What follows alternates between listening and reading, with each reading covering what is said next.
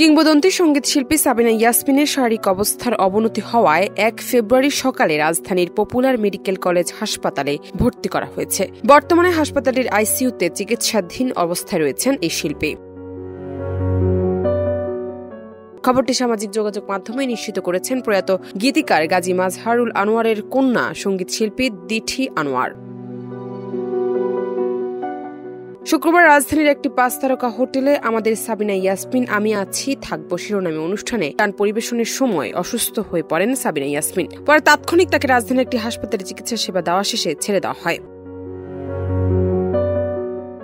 ২০২৩ সালের শেষ দিকে অস্ট্রেলিয়ার সিডনি, মেলবোর্ন ও ব্রিসবেনে একাধিক স্টেজ শো করেন সাবিনা ইয়াসমিন। এরপর আর তাকে মঞ্চে দেখা যায়নি। জান্নাত নিপু, দেশ রূপান্তর।